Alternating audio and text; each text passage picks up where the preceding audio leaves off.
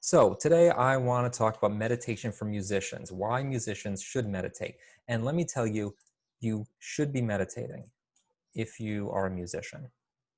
This is my firm conviction. Meditation has totally changed the way that I practice music completely, okay?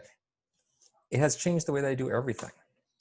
And music for me has been, music was really like the most important thing in my life for a while, where that was kind of the focus of where, like, that's what I was struggling with, that's what I was frustrated with all the time.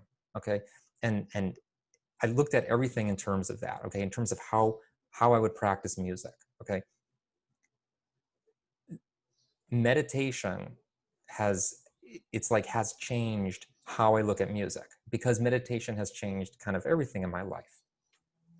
There's always been this back and forth between meditation and music practice, where one of them has taught me something about the other. And I just think that they're both great ways to kind of explore yourself as a person and how you go about doing things.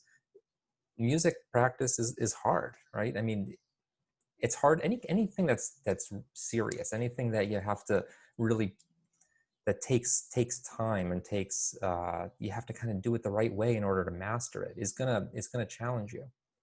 And meditation can seem like an easy thing because you're not really doing all that much, but it brings that stuff right to the surface, the struggle and the challenge and the frustration, and like, what does it mean to succeed at something or to fail at something? That all just comes right up when you meditate. So it's a great way to explore all of those same ideas.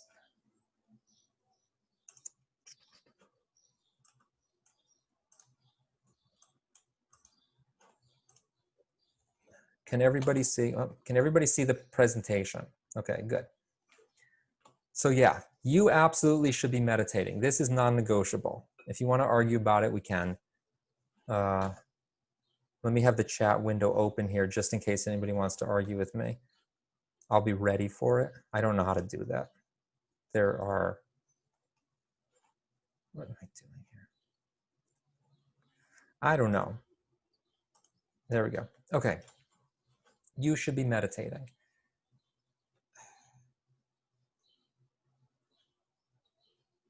Okay, I don't know. What do I mean by meditation? Meditation is awareness plus equanimity. Okay, these are the two things, the two skills that you're practicing. There's many kinds of meditation. What I'm talking about here is mindfulness meditation. It's a specific kind of meditation where what you're doing is you're trying to be aware of what's happening. You're trying to be aware without controlling anything, without changing anything. I also need to keep this thing open because if somebody else shows up, then I have to let them into the room because I don't know how to do. Okay, I think I fixed that. Okay. It's being aware of what's happening without judging it, without trying to control it, without trying to change it. You're being aware. If you just sit and and um, and be with yourself, things are going to show up. That happens. There's no way around it. You can't possibly sit still without things coming up. So it's not an active thing. It's not, you don't have to like necessarily go out and find things to be aware of. They will show up. And when they do show up, you don't want to judge them. You don't want to try to push them away. You want to try to be okay with them. And this is what we call equanimity. Awareness and equanimity. Awareness is the same thing as mindfulness. The same thing. This is what you want to be practicing. It's always this balance between these two things. The more you're aware of, the harder it's going to be, okay, because you're going to be aware of unpleasant things too, not just pleasant things. Musicians should meditate for so many reasons. And I'm going to talk about 5 specific reasons, 5 specific things that this has done for me, and ways in which this has changed the way I practice music and changed what has been part of my music practice, what has been there when I practice, in ways that like I couldn't get just by practicing music. Okay, I had to go to a different level in order to really have a good contact with those types of experiences. And those 5 things, the first one, physical awareness. Second, self-acceptance. The third, fixating on outcomes. The fourth, a willingness to make mistakes. And the fifth, creativity. So I'm going to go through these one at a time. I cannot stand it when I'm in, this is so, like, okay, I have really high standards for yoga teachers because they should know better. I don't expect too much from music teachers. Music teachers, I mean, they know about music. Why would I expect them to know about anything else? So I love to pick on yoga teachers. When you are in a situation, you're trying to learn to do something, and you have a teacher who's giving you instructions, and they say to you, no, look, you just need to feel it this way. Just really try to feel it this way. This doesn't work.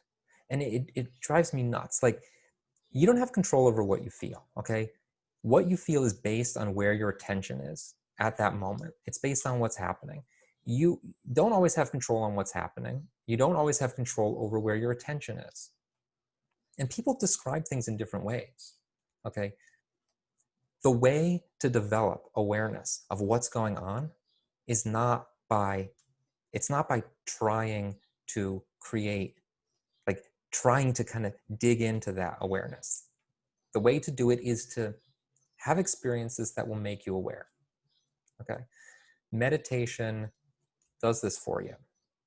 Meditation will increase your level of awareness of your physical surroundings. It will increase awareness of what the body is doing. The body exists like in the physical world, and you have senses that will tell you what's happening, what's going on around you. You don't have to figure it out. You don't have to direct, you can't control that kind of thing. You can't control what you're understanding. You can't control anything like that. What you want to do is open yourself up to it. You want to be receptive to it. And the more receptive you are, the more you're going to start noticing.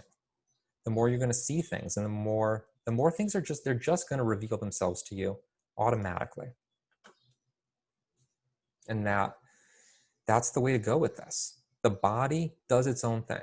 The mind does its own thing. You're going to start to see these things on a very subtle level.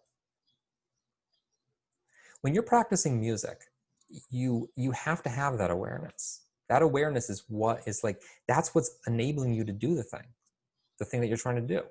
You can't, it's not entirely an intellectual thing. But this is the way it's taught. It's taught intellectually. It's taught like, if you just do this, X, Y, Z, you just do it. You just follow the checklist. You do what the teacher says to do. You do what the picture in the book says to do. You do whatever these instructions tell you to do. Then it's going to work. Okay. No, real life is much more complicated than that. So much more complicated. There's tons of things going on all the time. The idea of rhythm, the idea of the timing of things, okay? Things have to happen at a certain time. It's like you're walking down the street or you're walking up a flight of stairs, okay? The timing has to be perfect. And that's not an intellectual thing. That happens because you're in touch with physical reality. You're really in touch with it. And you know when to do the thing. You know when to take the next step. And you only know that through experience. You know that because you spent time in the physical world and you've done that. You've learned it. When you sit still, you start to notice things. You don't have to try so hard. It will happen automatically. The act of sitting still will make you notice things. And as you notice things, you're going to learn things. If at any point anybody has any question or comment, just let me know.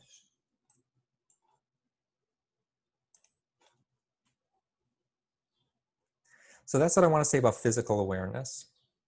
Now, let's talk about self-acceptance. Look, you're not doing anything wrong. Just not. Okay. I don't want to, I don't want to entertain any of these conversations where it's like, how do I, you know, how do I stop? Like, why did I do that thing? Well, how, you didn't do anything wrong. Okay. You shouldn't have known better. Whatever you did that was so wrong, whatever mistake that you made that you think is so bad, it happened, and it happened for a reason. You can't fix it now. It happened in the past. Careless mistakes. I mean, what is this? What's this idea of a careless mistake? Like, no, you should be more careless. I think most people should be more careless. Okay. Careless mistakes are like, you view it like it's this horrible thing, this horrible character flaw that you have, that you didn't pay attention enough. Like you have control over your attention. You don't have that control to begin with. We take responsibility, so much responsibility. This is a problem. You know, you have to be open and receptive, and when that happens, like, that is going to require letting go of things. It just is. We tell ourselves these stories about things. Okay, it's like when you're doing something that is like, you put this pressure on yourself. I mean, I can think of times where I remember I was auditioning for this this performer certificate program at it is like a graduate certificate, and I mean, look, I was not really prepared for this. Okay, this was not, it wasn't, in some sense, wasn't something I should have been doing, and I was dreading it going into it. And then, like, yeah, I did it, the audition, and afterwards I felt horrible about myself. Okay, because I knew all the mistakes I had made. I knew how things should have gone and how they didn't go. I had this very elaborate story about it, and that was not fun. I've had so many experiences like that, and it's this idea of, you know, it's a narrative that you're telling. It's a story that you're telling about it, and we have these. When we think about the past, we know, like, I did this thing I shouldn't have done. Why did I do it? I didn't do this thing I should have done. Why didn't I do it? Well, I was careless. Just wasn't thinking. Just wasn't using my head. Uh-huh. Yeah. This is not productive. You tell stories about why things worked, about why they didn't work.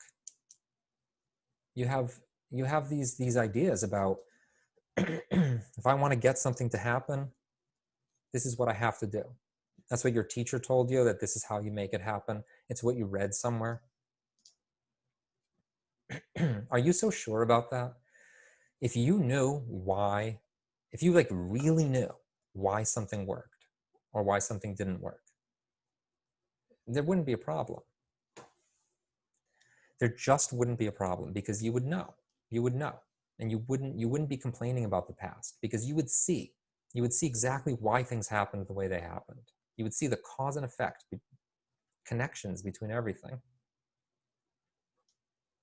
This is what meditation will teach you, right? So you sit there and you start to see these things. You start to see why things are the way they are. I mean, look, that's powerful. You start to see why things are the way they are. Why is it that I made that mistake? When you see it, you can't possibly be mad at yourself about it. How can you? Because you know why it happened.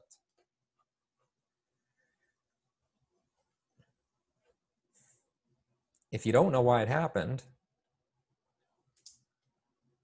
then what do you have? You only have the story to fall back on. Well, I should have done this thing.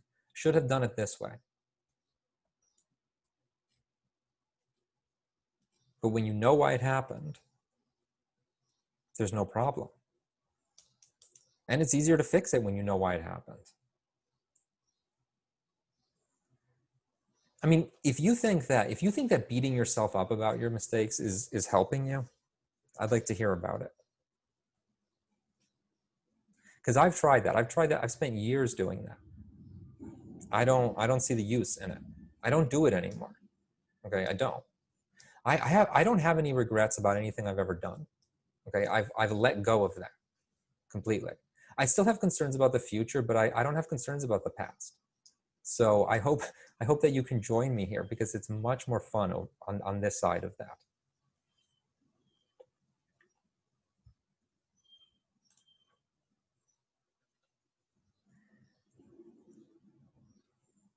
Fixation on outcomes. People don't notice they're doing this, okay? Like I say these things, and I don't know. I don't know how you look at this, okay?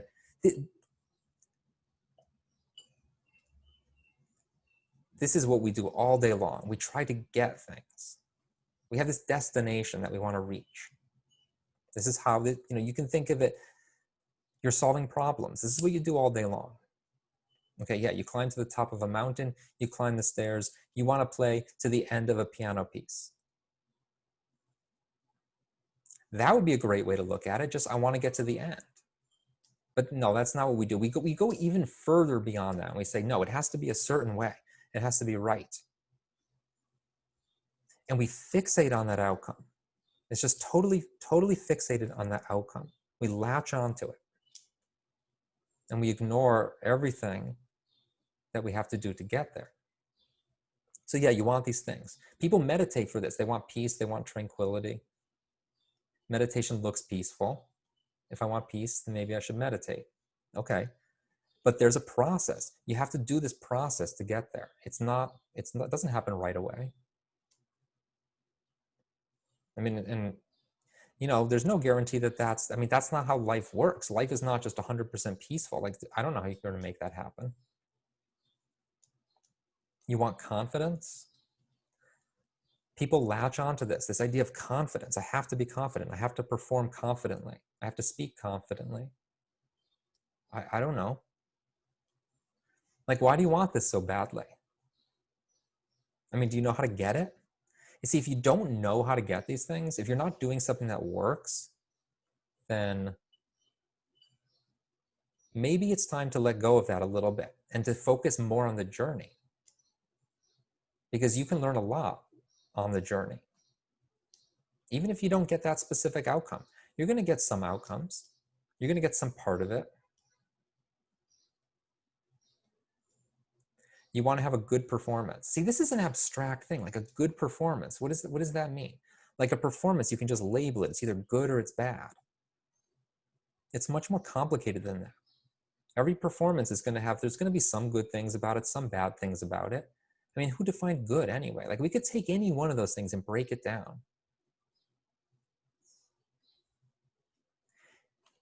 You will become much more, like, the more you meditate, the more comfortable you will become with looking at things that way. Because the real world is complex, it's complicated. There's things, like, so many experiences, like just sitting here right now, talking to you. There's so many things going on. I mean, I can't even begin to describe them. Thousands of things I'm noticing right now. My goal is to get to the end of this presentation. That's it.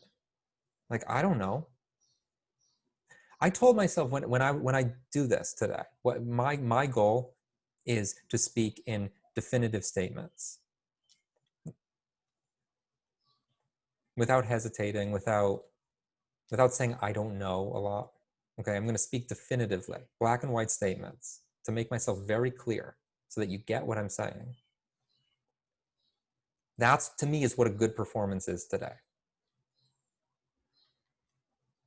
I don't know anything beyond that.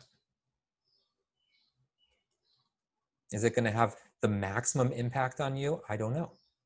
I don't care. I'm only concerned about this one thing that's right here, right now. And I have the freedom to choose what that is, because there's 1,000 things I could choose from. Awards and recognition. You want somebody else to give you something.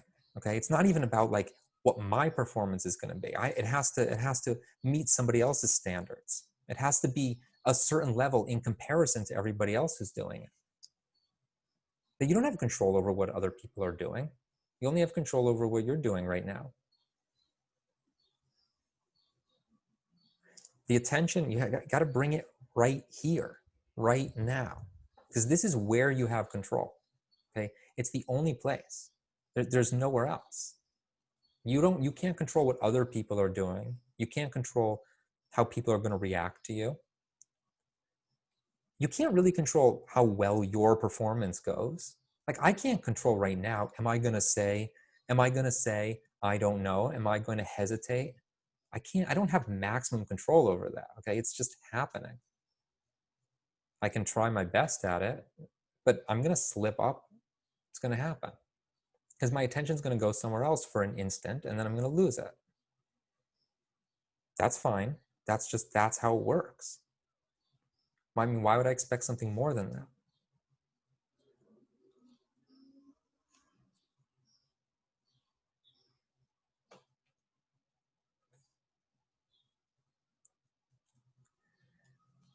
Willingness to make mistakes. This is the biggest one for me. Mistakes are, like, we see these as horrible things, horrible things. You do this thing and it's wrong. Like, it's the worst thing that could possibly happen, right? But come on. Like, look, I'm not saying anything that you don't know. All of these teachers that are telling you, no, don't make a mistake. No, if you make a mistake, you have to fix it. Like, everybody knows, like, you know that can't be that way. It's not how you live your life most of the day. Like, can you imagine, like, going through your life and saying, I'm never allowed to make a mistake? Okay, so like, you open the refrigerator and you try to get something out of there, and your hand goes the wrong direction, and you miss the object, okay? Because you were looking up at that time, okay? Like, can you imagine if now you have to stop your day, okay? No, we're gonna practice that again and again so that we never make that mistake again, so that we totally eradicate that bad habit that we just started. That's ridiculous. Totally ridiculous, okay? Come on, do I have to talk about this?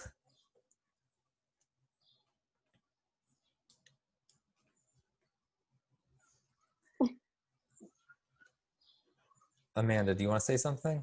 Oh. Yeah, I was going to say something, but I forgot what it was. Oh. Okay. And Well, you don't. wait, hold on. You're cutting out. I don't know what's going on there.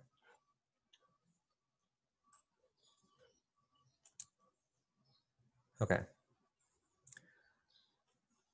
Yeah. You don't want bad habits. I hear, look, this is a cop-out. I'm convinced. Okay, everybody says this.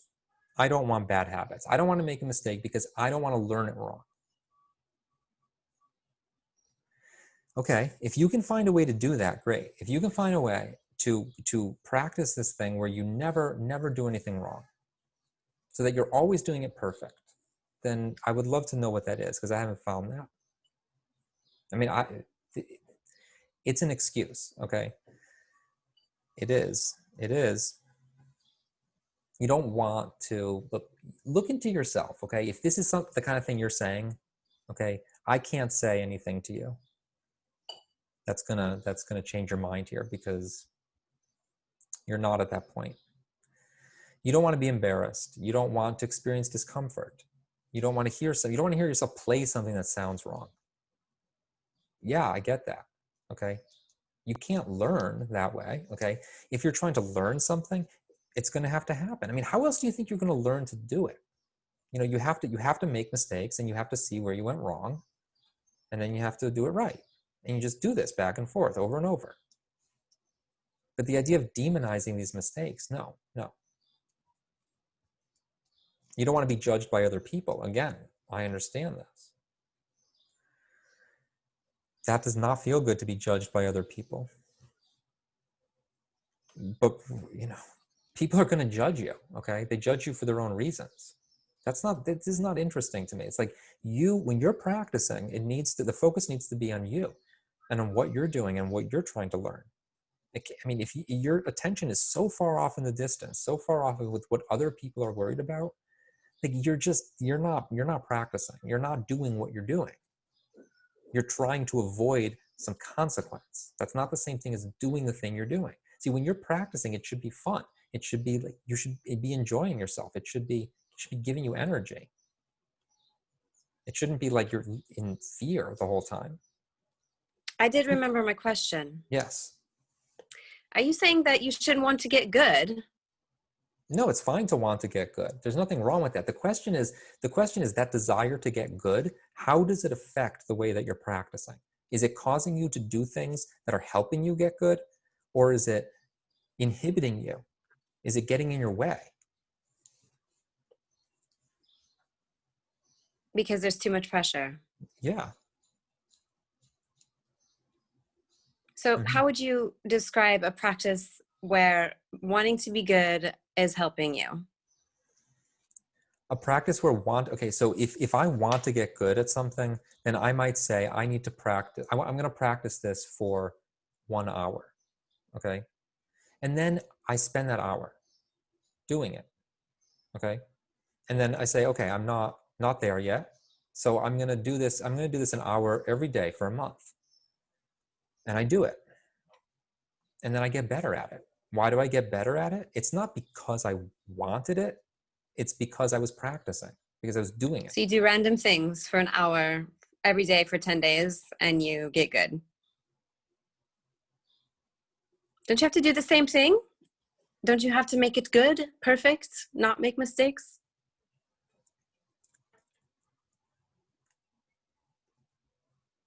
You're saying I make mistakes for an hour for 10 days. And maybe, yeah. I'm asking if that's what you're saying. Can I do that? Is that what you're suggesting? I'm not even going that far. I'm just simply saying that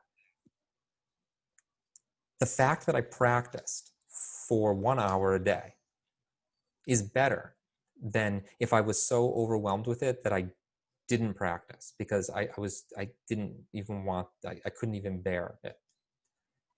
And people do this, okay? They do it because it's so, they hate the way that they're doing it.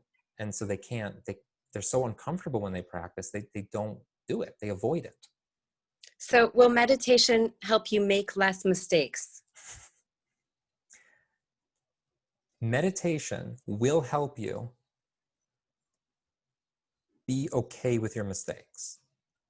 This will help you practice when you're making mistakes. It will help you keep practicing. You won't get as discouraged so quickly because you're okay with the mistakes. When the mistake comes up, okay, this is a mistake. It's like, it's uncomfortable. I don't like it because I'm worried about being judged by other people. Okay, but I can deal with that. That's just a feeling. It's just a feeling I'm experiencing right now. So it comes, it goes, and you keep practicing. And so now you have the freedom to practice better. You have the freedom to make your own decisions about what you're going to do during that time, because you're not thrown off course every time something unpleasant shows up. Okay. Okay.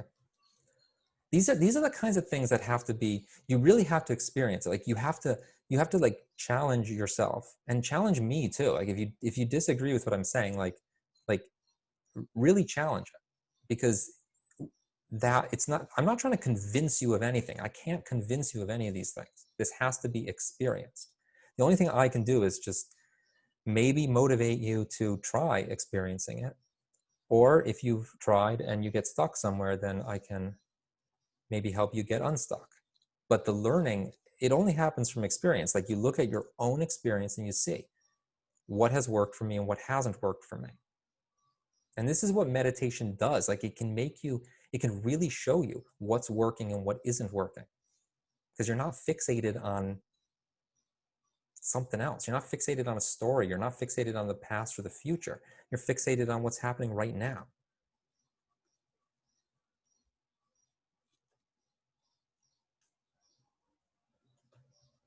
You have to learn from your mistakes.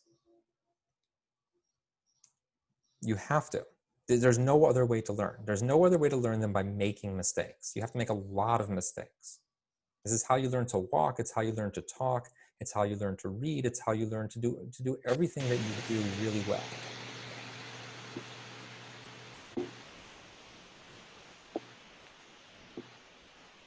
So, David, did you want to say something?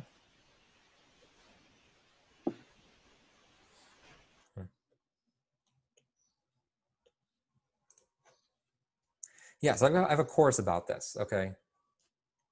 About how to make mistakes and to stay focused on what you're doing, how to accept the mistakes. This is a course. It's for musicians, classical musicians mainly. You're working on a piece of music where you can kind of go and say, like, this is the spot where the mistake is, okay? You can check this out. I'll put the link. I'll put the link in the chat right now. And there is a discount that I am offering, 75% off, which will expire in an hour and a half.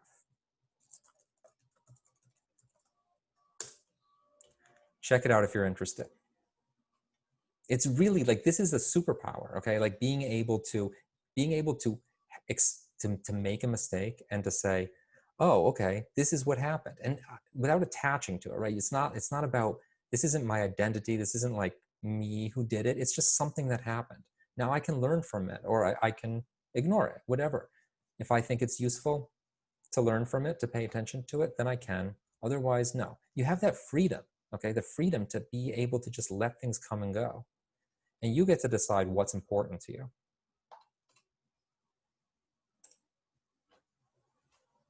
Creativity, okay. Now, when I really find free improvisation to be interesting. It's like, it is a form, just like really almost pure meditation at the piano, okay? Where it's just like, I sit down and I just play whatever. People don't trust themselves, okay? So many people ask me, well, how do I do this thing? How do I make it happen this way? How do I make it sound this way? How do I, they think they need to understand all these things about music theory. They need to understand, I don't know. You don't need to understand anything. You don't need to figure it out. You don't need to make sure it goes the right way. You don't have to plan it out, okay? It's about, you can like think quickly. You can think in the moment. Because there's parts of you that will figure these things out, whether you try to figure them out or not. It's just gonna happen. This is really weird stuff, okay? Like we have this sense that we're in control of what's happening. And so if you're sitting, let's say you sit down to write something and it's like your mind goes blank. You don't know what to write. Because, yeah, why does that bother you? Why does that happen? But you see, look, it's like you can move. Let's say I have a pen, okay? Like I can write. Like, I don't know what I'm saying, what I'm writing, you see? Like, do you see how this is happening? Like, where's the writer's block here? There's none. Does that sound ridiculous to you, what I'm saying? Like, what is this? But that's it. See, that's the cure right there, okay? I sit down at the piano and it's like my hands do something. The only question is, am I okay with that or not? And this is why you get stuck, because you're not okay with it. You're not okay with what is already happening. These things are happening whether you like it or not, okay? The body is moving, okay? It's just moving. Like, it's not you, okay? Like the pen, you see, like it goes down. Why does it go down? Am I moving the pen down? No. Gravity is moving the pen down, okay? I'm not doing it. That's not how it seems in my head, right? The attention moves on its own. It does. I don't have control. I can't pay attention. Can't do that. Okay, the attention goes wherever it goes, based on whatever comes up. The senses will take in information on their own, all by themselves. I'm not the one doing it. It just happens. It just happens, okay? Like, I can cover my ears if I want and not hear something, but whatever comes in is coming in on its own. What happens, happens. What doesn't happen isn't happening, okay? This is where that comes from, the real creativity, okay? You can trust yourself. You can trust, like, you have a lot more wisdom than you think you have. Okay, you have a lifetime of experiences that you can call upon. All you have to do is get out of the way. You just have to stop trying to manipulate it and let yourself react to what's going on. And you're going to do things, like, things are just going to start working. They will. It may not be what you intended. See, that's the thing. Everybody wants that specific thing. I want to improvise in a way that sounds a specific way. Well, you're not ready for that yet. You're not. The first thing you have to do is be okay with what you're already doing.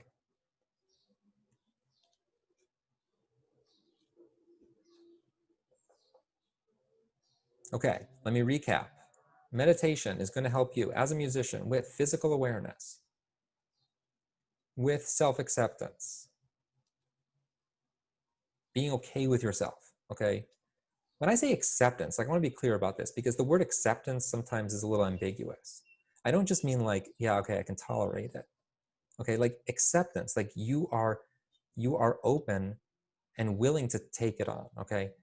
Yourself, your past, everything, every mistake that you ever made, you're okay with it. Like, you can meet it where it is and bring it along with you. The fixation on outcomes, that's a problem.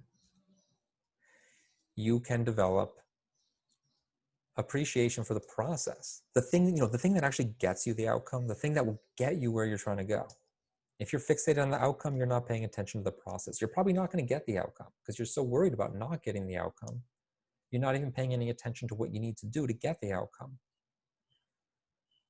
Willingness to make mistakes, because that's how you learn. You make mistakes. You have to be willing. This has to be practice. It's not, our culture does not teach us to be okay with our mistakes. It teaches us that mistakes are the devil and we have to get rid of them. That's maybe a nice long-term outcome, but short-term, right now, right here, you have to be okay with the mistakes. That's the only way you're going to be in the moment. And meditation will help you being creative, actually letting yourself express things that come from deep inside you, that aren't just on the surface, that aren't just about, like, am I doing this right or wrong? Okay, but to actually let you react as a human being and let that stuff come out and let it impact the world in the most powerful way that it can, which can only happen when you trust yourself to do it. Okay. So that's what I want to say. Again, trust your own experience. I can't convey this with words. That's not possible. But hopefully that might be somewhat motivating or inspiring. And if not, then you're dead to me. So. Okay. Wait, hold on. I'm still stuck on this getting good thing. Stop. Yes. Okay. What would you suggest for getting good at playing a musical instrument in terms of how to practice? Like, do you sit down with exercises? Do you warm up your fingers? Do you meditate first to get yourself in the right state of meditation, and then you go to play? Very practical, right? You want practical tips. I don't know if I want practical tips, but I do need to know what to do when I sit down at the piano. Just dink around on the keys until something just magically happens. Well, let me ask, have you tried that? Not recently. Okay. No. See, I do that sometimes. I just dink around on the keys until something happens. I'm not going to discount that. Is that the only thing that you want to do when you practice? Maybe not. But if that's the kind of thing that is holding you up, I don't know what to say, because I do that. I've always done that. But I know there are musicians who will not let themselves go there, and I think they're suffering for it. Okay. So would you set a timer and be like, all right, if this doesn't happen in 5 minutes, Wait, if what doesn't happen?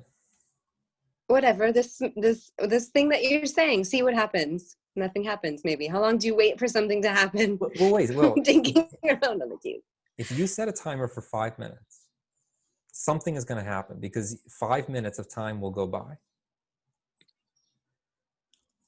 Something will happen. Okay. I guarantee something's going to happen. If you think nothing happens in that 5 minutes, then there's your problem. Because you're blocking out whatever's happening during that time.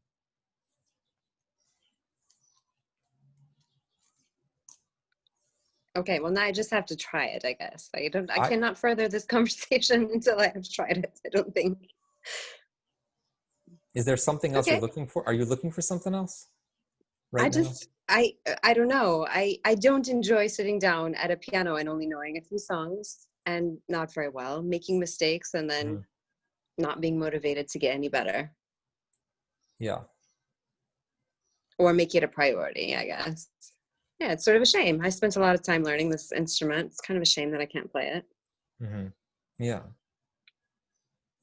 Right. Were you Seems like lost time. Were you able to play it in the past? Not well. To an 8-year-old level. Mm-hmm. Yeah. Yeah. Yeah. Look, give it a try. But not just that. I think there's something about like investing time in mastering something and then just letting it go. How do you feel about that? Is that something that you should be totally okay with too? I think you should be totally okay with everything. In the past. Yes. Yeah. Or in the present. You should be totally okay with everything that's good and everything that's bad. Totally okay. If you're not totally okay, then you're fixating on it.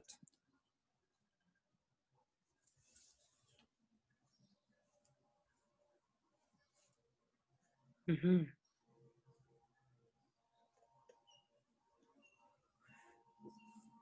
What is it? Yes, it is it. Is that what it is? No, I don't know. What's the problem? Just all of the bad things and good things in my life. They're flashing. Is that not happening for anybody else? Did that not spark that for anybody else? What Michael just said, that you should be okay with everything in the past? Is that not? Is that true for everybody except for me here? What? Who else has something to say? Someone else last. Pete, come on, help me out. How do you feel about this? I can't hear you. Your mic is muted. There you go. I'm unmuted now. Yeah, I mean, during this, there's a wandering mind, and you think about where I'm at now and what's coming up, and but I'm not. Are you saying that you're kind of like getting a emotional trigger from the thoughts that are coming by you right now? Is that what you're saying? I'm asking if you're totally okay with everything in the past. You don't have like anything where you're like, oh, I shouldn't have done that. This is what this whole conversation kind of was about. Yeah, you didn't know why, though. Michael has just explained to you why, or how to know why. You have to meditate, and then you will know why those things happened. And then they will not be mistakes, and you will be okay with them. Well, let me say something, is that the things that happened in the past are not bothering you in the past. They're bothering you right now in the present. Mm-hmm. Okay.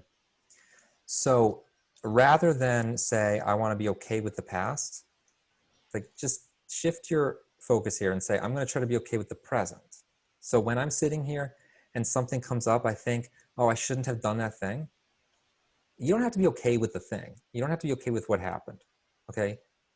What I'm asking you to do is to practice being okay with the fact that you have that feeling right now.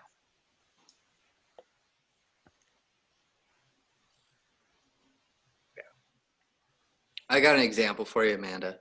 Yeah.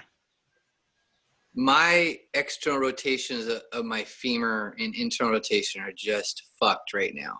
on my scale, on how I look at it. So I got some help from a coach, and I'm doing the exercises, and I feel really good. I'm not that far off from getting back on par, but while I'm going through them, I have the thoughts of like, man, how did I get here? I knew I was tight. I didn't know it was that tight. Then my body kind of went out a little bit, and now I'm getting it back, and I'm getting these little glimpses of like, oh, this feels so good when I walk now. When before I didn't notice that I was so tight. I knew I was tight. I didn't know it was that tight. So I didn't know it was hampering my ability to move through space, and obviously on a bicycle too. So while I'm doing the exercises, I'm noticing, like Michael said, I'm noticing right now I'm going through a lot of pain, and it's bringing up the past of like, fuck, dude, why didn't you notice this shit? I mean, look how fast you're recovering from this, just from 3 or 4 days of these exercises. So I'm noticing it in the moment, but I'm not holding myself to like, all the, negative stuff. But I'm noticing that I'm feeling like in the moment, I'm noticing that I'm like getting all these, memories coming back. And I'm trying not to judge those, because I need to focus on these exercises, because I know the end goal is I'm going to have some kind of bliss, for at least 5 minutes after I'm done with the exercises. So it takes me back to myself. I just kind of keep that in mind when I get the other thing. So I guess that's the thing. I am going like back thinking about things, but it's only because I'm thinking about them in the moment, because I'm actually doing something right now that's triggering those, which is, exercises. Yeah. So in that moment, you're just like, okay, I'm accepting this. Mm-hmm. Yeah. Cause I know I'm benefiting from, I'm doing something about it right now, and I can feel the effects of it, even though I'm like, oh, I mean, literally, I was like, I think I wanted to feel this pain. Hi. You know what I mean? I feel I'm like maybe talking to my friends. You want to see him? I want to see. Damien wants to say hi. Hi, Damien. Oh, he wants to see, but I don't think he wants you to see you want to see him. That's cool. Do you Good not to want see. them to see you? There you go. Yeah. Do you know how to meditate? I might have to go. It's nighttime there. Yeah. Yeah, it's gonna be bedtime. It is bedtime. 10 minutes. I hope that might help as far as. That helps. I'm sold on meditation. I just came to, I guess, listen to Michael talk. Yeah. Yeah. So and learn how to get good. Look, Amanda, what you're saying is not, this is, you're certainly not the only one, right? I mean, this is sitting here, right? Like I'm telling you that I don't regret the past, okay? But sitting here, there's things that come up for me, okay? Like just in this past hour, like I'm thinking about, oh, I wish I hadn't said it that way. I wish I hadn't, I don't know, like whatever, okay? I made mistakes in this presentation, okay? And I regret those, yeah. But they come up, like they flicker in my consciousness, and they go away, because that's what happens. That's what happens. They exist in the present, and you practice being okay with it. It's not easy, but definitely worth doing. No. Sure. Thank you. I'm gonna go. Okay, thanks for joining us. Anybody? And yeah. See you, Amanda. Am I heard right now? I can't tell. Yeah, I can hear you. Yeah. Oh, okay. I think I had it set on the wrong microphone earlier. I was trying to jump in when she was talking, just because I wanted to ask. Actually, I wanted to ask a question. Like, is it possible that kind of what you're talking about here is that talking about not necessarily? I got the idea that she was thinking that you were saying, "Don't worry about your mistakes, just ignore them." And I didn't think that's what I thought. What you were saying more is it's more about like. If you make mistakes, like if I'm thinking about playing the piano, you make mistakes. Think of as the way you think about them is not as an opportunity to judge yourself, but just as a fact, like, oh, I meant to play this note and I played this one instead, and here's why.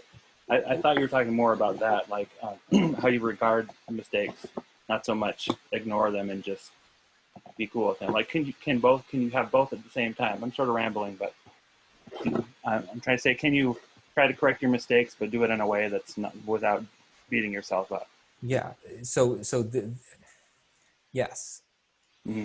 What you're trying to do here, like what you're trying to do in your life in general, is you're trying to figure out, how do I get what I want? Like how do I make it so that the things I'm doing are getting me what I want and not making things worse for myself? Okay. That's the thing. That's what your mind is for. That's why you have a mind, is to help you get the things you want and to help you avoid the things you don't want. It's fine to want things. It's fine to want to get rid of mistakes. It's fine to want to play well. Yeah. The question is, are you making it worse or are you making it better? If you're making it worse, stop what you're doing. Don't keep doing it. And people make things worse. I mean, this is really common. Okay, they want something and they're so fixated on the thing they want that they're just willing to do anything to get it, even things that are gonna, they will actively injure themselves in order to get what they want, and that's not helping anything. Yeah. I forget what your question was. Is that did I address it? I think that was kind of, I think you did answer my question. I'm just, I was kind of trying to invent my question as I started talking. So, I mean, I guess that's sort of like improvising too, speaking. I just started talking and tried to see if something would come out that made sense. But I think you got it. Okay. Yeah. It's not always, you don't always get what you want, what you wanted. You don't always get what you plan to get when you talk. Like it's sometimes, I don't know where the sentence is going to go, but maybe if, I'll figure it out as I go, I guess. That's what my question was sort of like. So, but you responded. So thanks. Yeah. Like a lot of the things that I say here, it's like when you think about it in the context of classical music, where it's like there's a very specific way that it has to be done, very specific outcome. Then it's like, well, does this still apply? And look, the fact is, you're a human being, okay?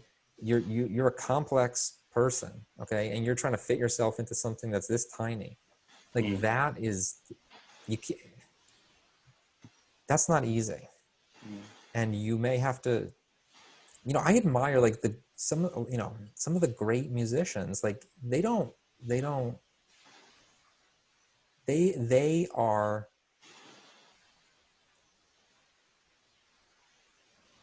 are like, they have trained themselves and have shaped themselves into being the kind of person where when they go to do something, it just happens. Okay. All the great athletes do this. I mean, they're not sitting there like trying to figure out how to do it. It's like they train in a way that's just gonna make it so that when the ball comes in their direction, they're able to hit it, no problem. I remember I had a teacher saying, like, you look at somebody who's great and they make it look easy. Well, actually, it is easy for them. It actually is easy for that person. Yeah. Because they've gotten to the point where it's easy. It might not have been easy when the first time they tried it, but yeah. Right.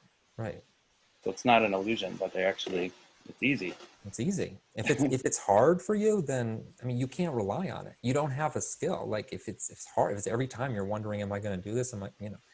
No. You want it to be where it's easy, and that means that the way that you practice, the way that you train yourself, has to be hard. I mean, you have to go way beyond where you're trying to, the type of performance that you want. Like you don't want that to be at the edge of your ability all the time, because that's not predictable.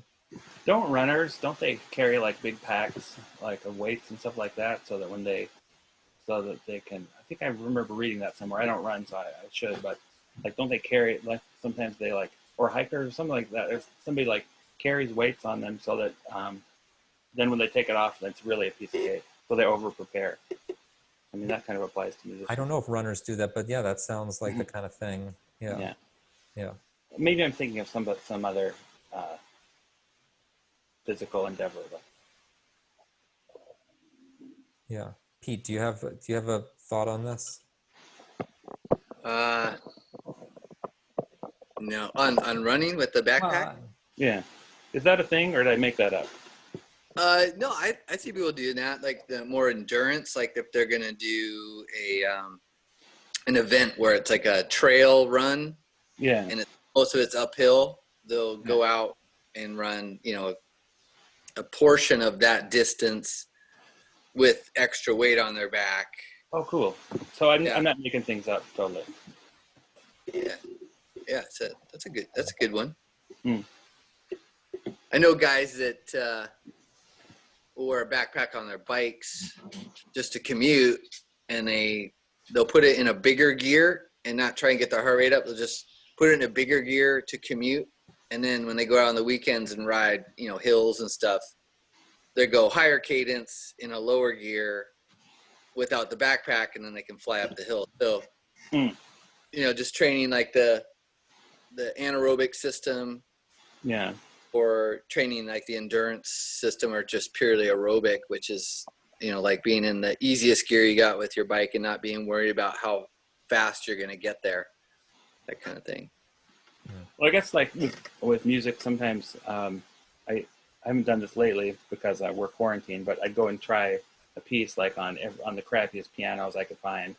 Yeah. Make sure I could deal with it, or do it like, very first thing, having not touched the piano, just run right into a crappy piano and just try to perform it and see if I can get to the end. Because in real life I'll get to warm up a little bit and like kind of get in, so that make it more challenging than what it really needs to know, what it's going to be in real life. Experiential, and just letting it be what it's going to be, because I imagine some point in your every practice you do, there's some kind of little flow or mini flow that happens, right? Mm.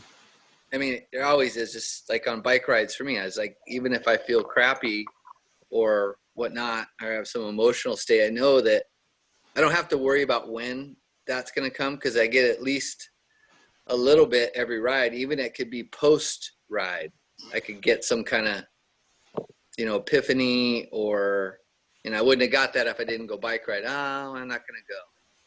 Well, it happened. So where do you find these pianos? Oh, well, I teach at a university, so I just go to the practice rooms. I see. There's a bunch of different ones or something? Yeah, there's some real shitty pianos, and I go and find them. And I'm like, man, I'm glad this is not my piano. Yeah. I have to practice on this piece of shit. So like the way off, like G is not G and F is not F, and it's just. Yeah, or sometimes the pedals don't work, or sometimes they're way out of tune, or sometimes some keys don't work. Or even just to practice on a different piano than what I'm used to, I think. Sure. Yeah, or practice in a different room, or whatever. Yeah. My faster than I normally do. Or jack up the tempo. Yeah. My friend, he has a saying. It's called "Ride all the bikes." Oh yeah. He's like, ride like the junkiest bike. Ride a cruiser. Ride a mountain bike. Ride a commuter bike. Ride your road bike. Ride. Sounds like the same thing. Yeah. It doesn't matter, because you get the same effect. Yeah. Just on a different source. And you learn something. Like you learn when you're in an environment that's like slightly uncomfortable. It's slightly different from what you're used to. Like that builds resilience and flexibility in you. If you're, when you always practice on the same piano, then you have nothing. Yeah. I definitely think you're onto something with that on the crappy pianos. Yeah. I guess it just trains you to be ready for anything. That's what I think. That's probably what you have to do. Like, just be ready for anything, or being ready to recover. Something goes wrong. Yeah. And this goes like in. You want to vary these things, like the time of day that you practice, the emotional state that you're in, how much energy you have. Like don't always do it only when you're in a great mood and things feel perfect. Okay. You want I to, like, when you build, like, to have like a habit like that, that's going to be really strong. Like, it has to be no matter what comes up. And yeah. yeah, man. Oh, it just reminded me of something somebody did where they were having people. It was like a class where they were having people sight read. People were practicing sight reading, and then somebody was supposed to be like talking to them while they were playing to try to distract them. You know, asking them questions or whatever, or and then the person sight reading was supposed to go, like respond but keep playing. Like you would never have to. You don't normally have to do that, I guess, unless you play like a lounge or something. And then sometimes people come up and try to talk to you when you're playing. But like I thought that was kind of interesting. It's like you wouldn't really have to do that, but then if you can do that, then you can probably handle like being in front of an audience that's being quiet. Right. Yes. I you know, when I've played an organ at a church, it's like this happens. People come up and talk, and I then hate those people. yeah, I shouldn't say that. But. it used to drive me absolutely crazy. But then it's like, okay, but I have deliberately practiced this kind of thing. I have practiced with so many kinds of distractions, and that I welcome that challenge at this point, because it's, you know, that's fun. Like, Good for you. I should probably drop my hate for those people. Mm-hmm. Oh. Okay. Any other questions or comments? This is really good, man. I mean, I'm not a piano player, but as you know, I mean, I'm kind of fighting not fighting. I'm working against a paradigm in cycling, and this is very helpful for getting my message clear to people who just doubt themselves about what they can do on a bicycle and the skills it takes and the time it takes, and just letting go of like what they think they should be, you know. Yeah. I just think, you know, for me, cycling is one of the fastest ways to the soul when you're out riding, you know, good or bad or ugly on a ride, downhill, uphill, bumpy road, flat, you know, 3 flat tires in a ride. It just is.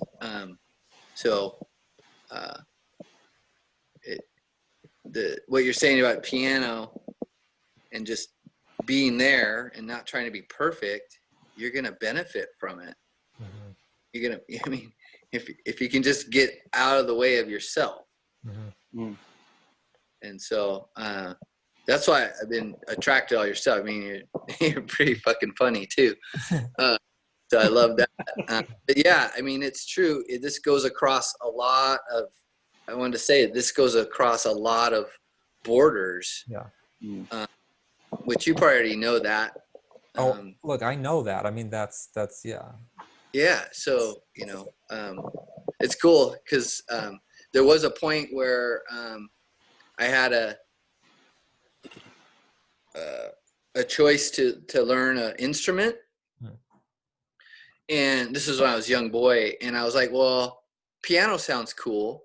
Well, I never ended up taking piano lessons because it just wasn't quite, I never really like got excited about it or whatever. But I come to find out, fast forward, you know, 12 years later, I went into the closet to do some chores and get the vacuum cleaner and all that stuff.